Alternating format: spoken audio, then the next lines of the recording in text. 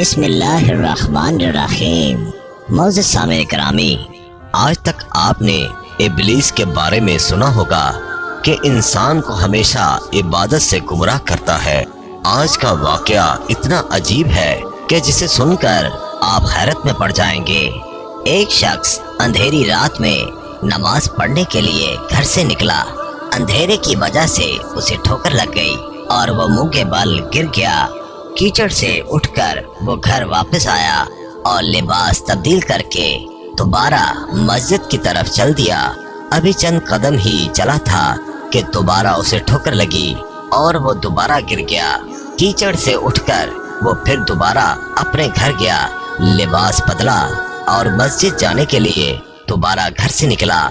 جیسے ہی وہ اپنے گھر سے باہر نکلا تو اس کے دروازے پر اسے ایک شخص ملا جو اپنے ہاتھ میں روشن چراغ تھامے ہوئے تھا۔ چراغ والا شخص چپ چاپ نمازی کے آگے آگے مسجد کی طرف چل دیا۔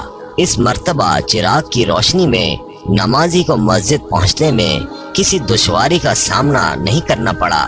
وہ خیریت سے مسجد پہنچ گیا۔ مسجد کے دروازے پر پہنچ کر چراغ والا شخص رک گیا۔ نمازی اسے چھوڑ کر مسجد داخل ہو گیا اور نماز ادا کرنے لگا۔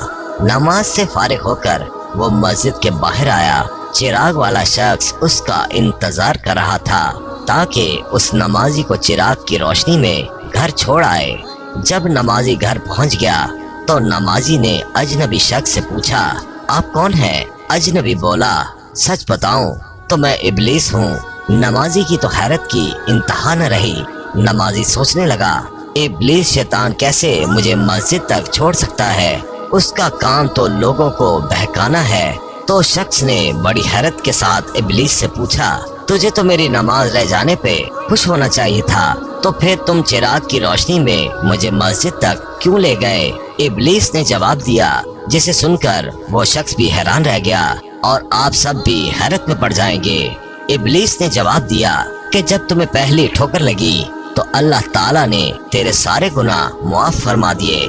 سبحان اللہ۔ جب تجھے دوسری ٹھوکر لگی تو اللہ تعالیٰ نے تیرے پورے خاندان کو بخش دیا۔